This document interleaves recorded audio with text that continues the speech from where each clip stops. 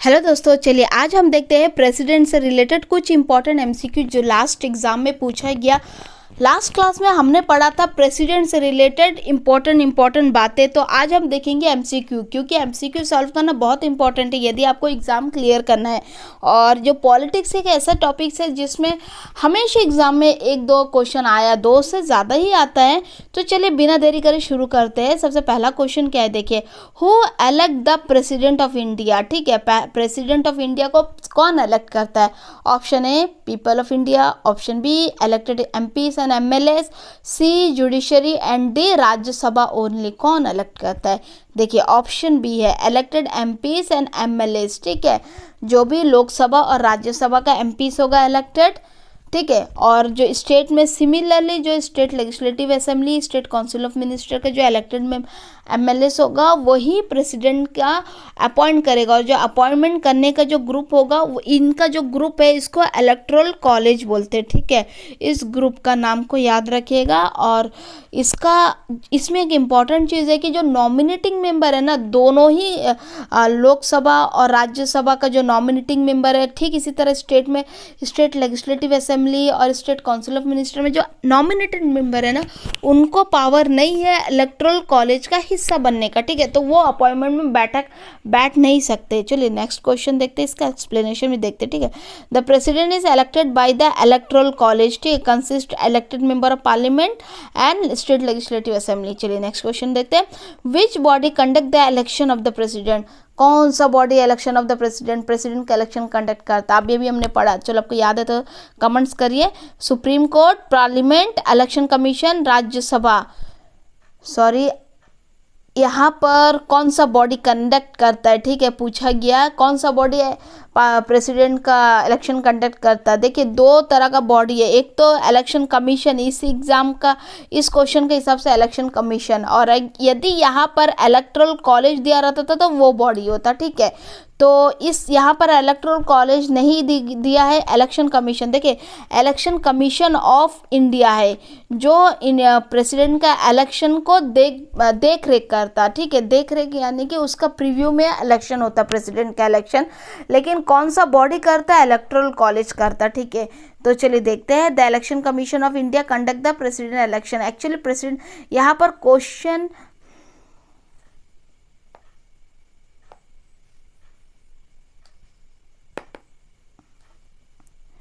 चलिए next question देखते हैं, which body conduct the election of the president का इलेक्शन कौन सा बॉडी कंडक्ट करता है? ठीक है, पहला क्वेश्चन है सुप्रीम कोर्ट, दूसरा है ऑप्शन पार्लियामेंट, तीसरा इलेक्शन कमीशन, चौथा राज्यसभा। कौन सा बॉडी इलेक्शन कंडक्ट करता है? Obviously election commission. ठीक है, तो ऑप्शन सी है इसका answer, election commission election conduct करता। और इलेक्शन में जो बैठने वाले मेंबर्स को क्या बोलते हैं? इलेक्टोरल कॉलेज, जो हमने लास्ट पढ़ा था। ठीक है, तो election commission of India conduct the president election. चलिए नेक्स्ट क्वेश्चन देखते हैं, which schedule of Indian constitution deal with the presidential election procedure.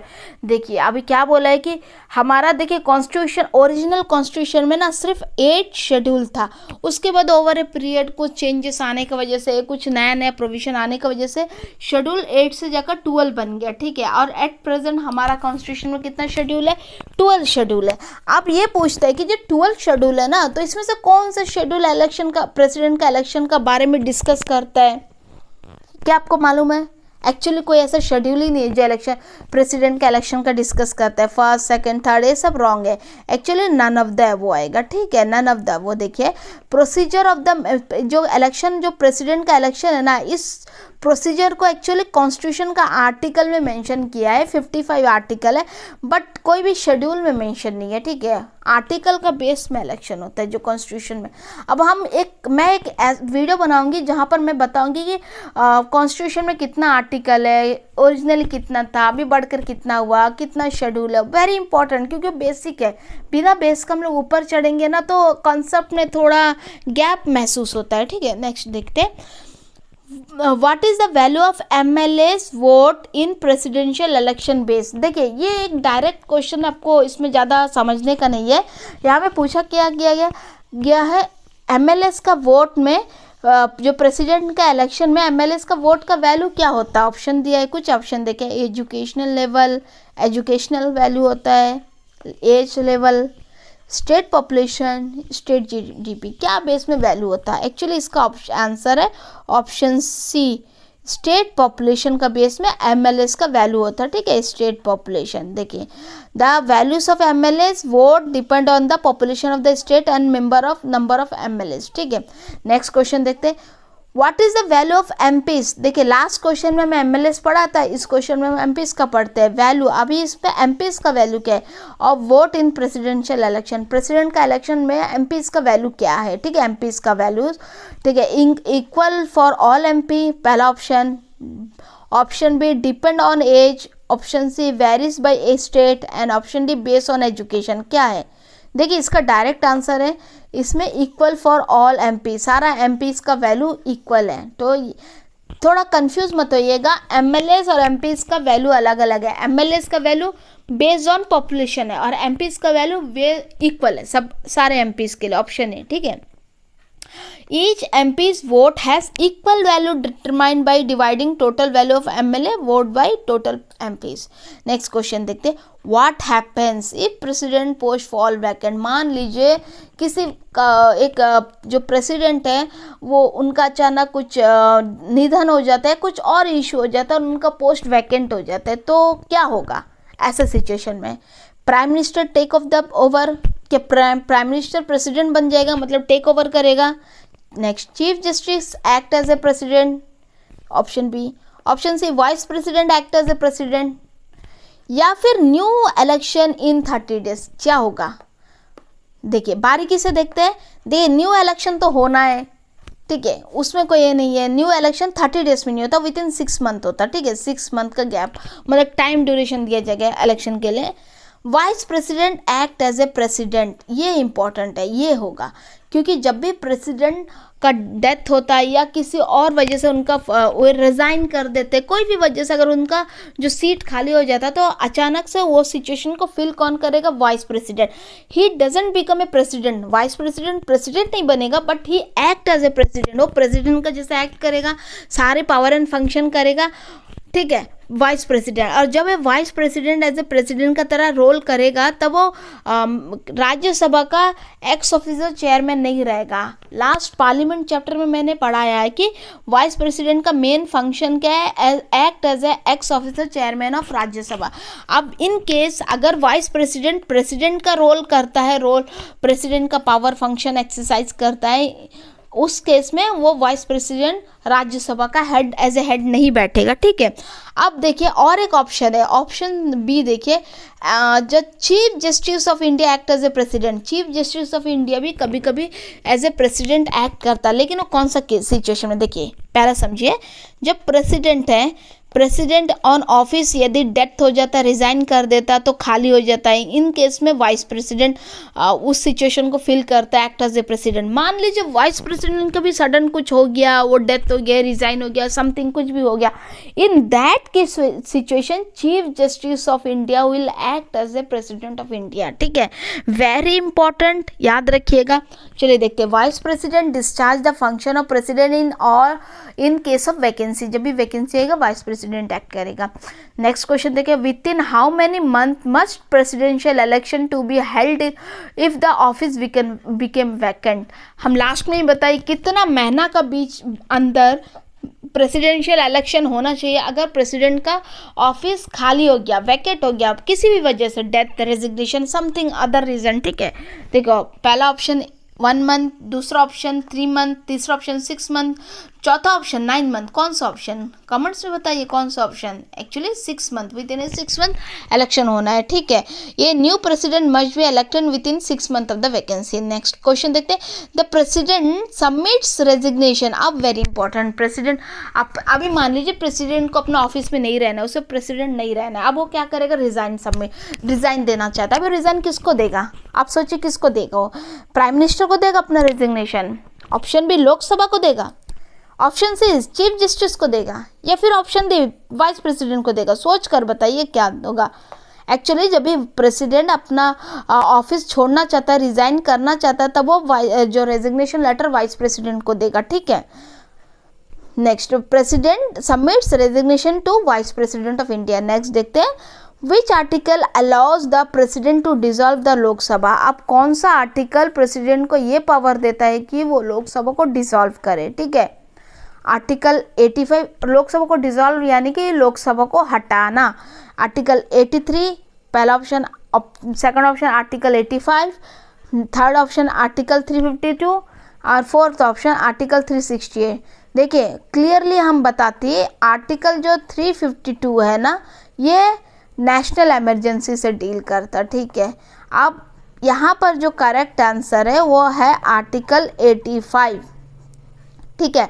Article 85 allow president to dissolve Lok Sabha on the advice of council of minister. मतलब article 85 के तहत जो president है लोकसभा को dissolve कर देगा, मतलब हटा देगा पावर से, on the advice of council of minister. देखिए इंपॉर्टेंट है, ऑन द एडवाइस, क्यों बोले, प्रेसिडेंट कोई भी काम अपना मर्जी से नहीं कर सकता। प्रेसिडेंट का बैक में हमेशा काउंसिल ऑफ मिनिस्टर होगा, और काउंसिल ऑफ मिनिस्टर का हेड कौन होता है, प्राइम मिनिस्टर। वेरी इंपॉर्टेंट, याद रखिएगा। नेक्स्ट क्वेश्चन देखते हैं, during financial emergency president can reduce salary under which article. जब भी फाइनेंशियल इमरजेंसी होता है तो प्रेसिडेंट कौन सा आर्टिकल के अंदर सारा एम्प्लॉयज़ का मतलब जो सैलरीज रोक सकता है, कौन सा आर्टिकल। देखिए फाइनेंशियल इमरजेंसी ऑप्शन पहले देख लेते हैं, under article 356, option B under article 360, option C under article 123 and 324। देखिए फाइनेंशियल इमरजेंसी ही डिक्लेयर होता है अंडर आर्टिकल 360, तो obviously under article 360 president can reduce the salaries of all, जो भी एम्प्लॉयज़ जिसका भी होगा, ठीक है। ठीक है, under article 360 during financial emergency president can reduce the salary of official including जज का भी सैलरी कम कर सकता है। नेक्स्ट देखते हैं, can the president return a money bill for reconsideration. अभी ये बहुत इंपॉर्टेंट है, प्रेसिडेंट मनी बिल जब उसके पास आता है एसेंट के लिए, मतलब सिग्नेचर के लिए, क्या वो रिटर्न कर सकता है, ठीक है, फॉर कंसिडरेशन, रिकंसिडरेशन मतलब फिर से चेक करके भेजो, ऐसा बोलने के लिए। Yes, no, only once, only in Rajya Sabha. बताइए क्या है, कमेंट्स में बताइए क्या है इसका आंसर। देखिए फाइनेंशियल बिल का जो पावर है ना, फाइनेंशियल बिल में राज्यसभा के पास नील बराबर पावर है, कुछ पावर नहीं है। सबसे इंपॉर्टेंट पावर लोकसभा के पास होता है फाइनेंशियल बिल के लेकर। तो ऑप्शन 3 तो ऑटोमेटिक गलत है, ओनली वंस भी गलत है, नहीं होगा, यस भी नहीं है। अभी देखिए नो, नो क्यों है, मतलब फिर से फाइनेंशियल बिल को रीचेक करके भेजो, नो, लेकिन प्रेसिडेंट उसको रीचेक करके भेजो के लिए नहीं भेज सकता। क्यों ऐसा है, क्योंकि जब भी फाइनेंशियल बिल जो इंट्रोड्यूस होता है पार्लियामेंट में, लोकसभा में स्पेशली जब इंट्रोड्यूस होता तो प्रेसिडेंट का रिकमेंडेशन के बेस में ही इंट्रोड्यूस होता, ठीक है, उनका रिकमेंडेशन के बाद इंट्रोड्यूस होता। तो इसका कोई मतलब ही नहीं कि वो रिकंसिडरेशन के भेजे, क्योंकि उसका हामी का बाद ही वो बिल इंट्रोड्यूस हुआ, तो एट द एंड में वो साइन कर ही देगा, ठीक है। नेक्स्ट देखते हैं, no, president can not return a money bill for reconsideration. Next देखते हैं, what majority is required in parliament for impeachment of the president. देखिए वेरी इंपॉर्टेंट, प्रेसिडेंट को जब भी पार्लियामेंट से निकाला जाएगा, मतलब प्रेसिडेंट को जब भी पावर से निकाला जाएगा, इम्पीचमेंट किया जाएगा। इम्पीचमेंट मतलब ये टर्म का मतलब है कि निकालना प्रेसिडेंट को, ठीक है। और कब निकालते इंपॉर्टेंट है, इन case of violation of constitution. क्या है, वायलेशन ऑफ कॉन्स्टिट्यूशन। जब भी प्रेसिडेंट कॉन्स्टिट्यूशन का उल्लंघन करेगा, in that situation president must B impeach from his house. उसको मतलब in his seat, from his seat, मतलब अपना सीट से उनको इम्पीच करना पड़ेगा। और इम्पीचमेंट में क्या है, मतलब क्या पार्लियामेंट कैसा मेजोरिटी चाहिए, पार्लियामेंट में सिंपल मेजोरिटी चाहिए, एब्सोल्यूट मेजोरिटी चाहिए, 2/3 मेजोरिटी ऑफ टोटल मेंबरशिप चाहिए, या तो 3/4 मेजोरिटी चाहिए। देखिए वेरी इंपॉर्टेंट, का कौन सा मेजोरिटी चाहिए, क्या आपको मालूम है? मालूम है तो कमेंट्स बॉक्स में बताइए। Actually 2/3 majority of total membership is require for the impeachment of president. Very important, बस मेमोराइज कर लीजिए कितना मेजोरिटी चाहिए, 2/3 मेजोरिटी, ठीक है।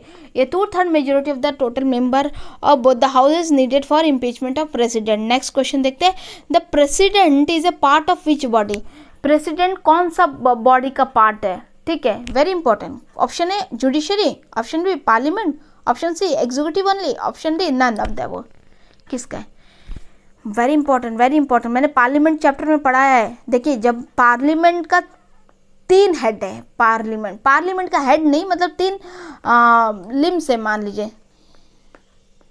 कौन कौन सा है? देखिए, पार्लियामेंट 3 चीज़ों से मिलकर बनता है, लोकसभा, राज्यसभा, इन सब के बीच प्रेसिडेंट। ठीक है, तो प्रेसिडेंट कौन सा बॉडी का पार्ट होगा?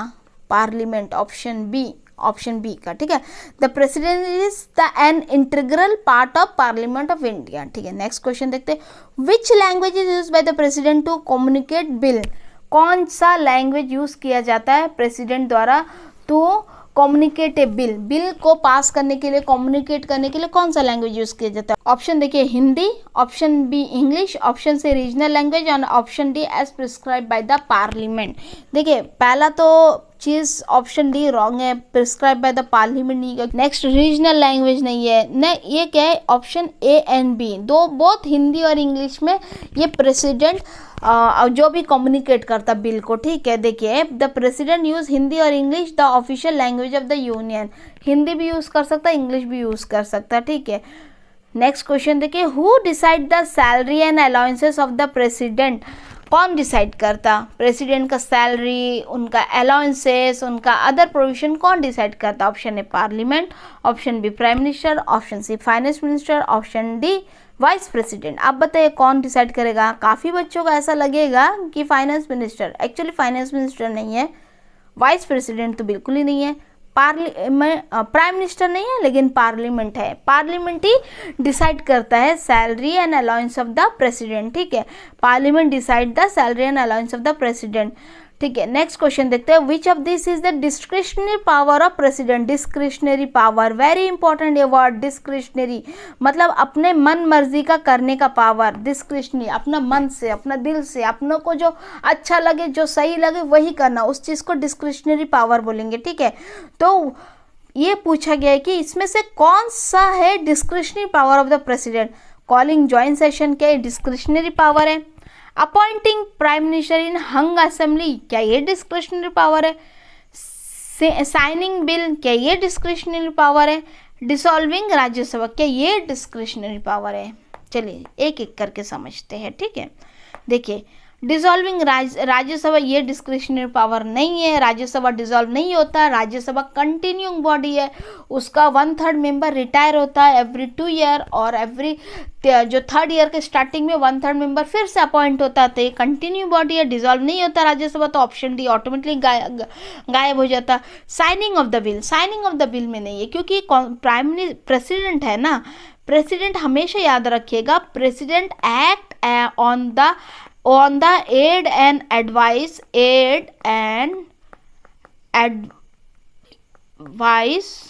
of prime minister headed by council of minister, मतलब काउंसिल ऑफ मिनिस्टर को हेड कौन करेगा? Prime minister. और ये जो ग्रुप है, ये समूह का एड मतलब उनका कहने पर ही कोई भी बिल को साइन करेगा, कोई भी बिल को रिजेक्ट करेगा, उसका अपना कोई पावर नहीं है। Next, calling joint session, joint session भी वो प्रेसिडेंट का अपना डिस्क्रिशनरी पावर नहीं है, क्योंकि वो भी उस वक्त भी वो prime minister and council of minister का एड एंड एडवाइस में ही काम करेगा। Next, appointing prime minister during hung assembly. ठीक है, ये इंपॉर्टेंट है, ये जो ऑप्शन है, ऑप्शन बी, यही इसका करेक्ट आंसर है। ठीक है, ड्यूरिंग हंग असेंबली, हंग असेंबली क्या है ये मैं एक नेक्स्ट वीडियो में बताऊंगी। अपॉइंटिंग प्राइम मिनिस्टर, क्योंकि ये सारे चीज़ पार्लियामेंट रिलेटेड एक टॉपिक है, उसमें सारी चीज़ एक्सप्लेन किया है। ठीक है, तो इस सिचुएशन में प्रेसिडेंट का पास डिस्क्रिशनरी पावर है प्राइम मिनिस्टर अपॉइंट करने का। ठीक है, प्राइम मिनिस्टर अपॉइंट कर सकता है दैट सिचुएशन अपने मर्जी का हिसाब से, तो ऑप्शन बी करेक्ट है। नेक्स्ट देखते हैं, in a hung parliament appointing a prime minister is the discretionary power of the president. चलिए नेक्स्ट क्वेश्चन देखते हैं, can the president refuse to sign a bill pass by the parliament? क्या president refuse कर सकता है जो bill parliament द्वारा पास किया गया उसको साइन करने के लिए? Option yes, option B no, option C yes only once, और option D only money bill. देखिए, इसको थोड़ा बारीकी से समझते।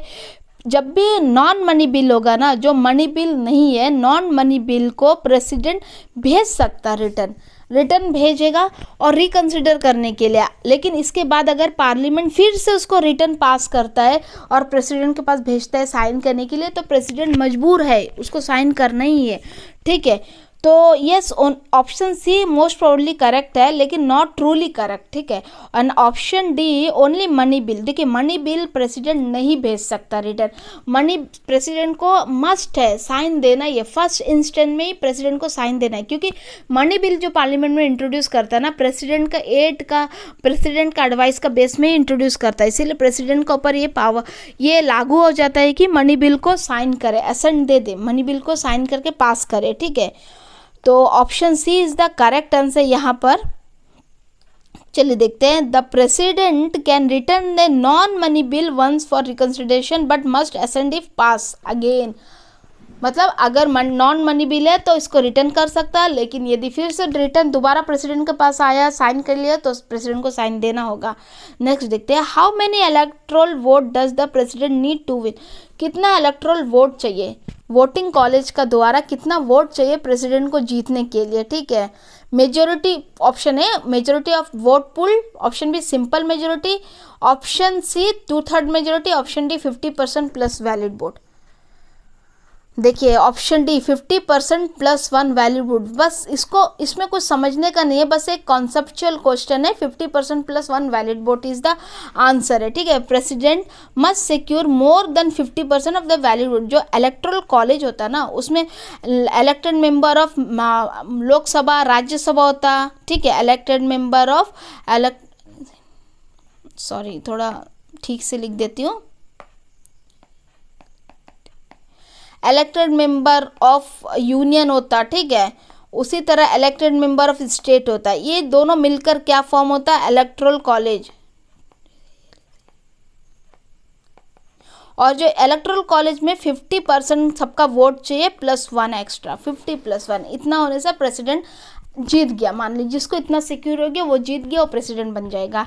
Next, can a sitting president contest री इलेक्शन, वेरी इंपॉर्टेंट, क्या जो अभी प्रेसिडेंट है और वो बैठा वाला प्रेसिडेंट फिर से जो री इलेक्शन होगा उसमें पार्टिसिपेट कर सकता। Option A no, option B yes, option C only once, option D if only recommended. Actually इसका आंसर है यस, कर सकता, ठीक है। ये सीधा क्वेश्चन है, सीधा आंसर, इसमें समझने का ज़्यादा नहीं है, यस, ओके।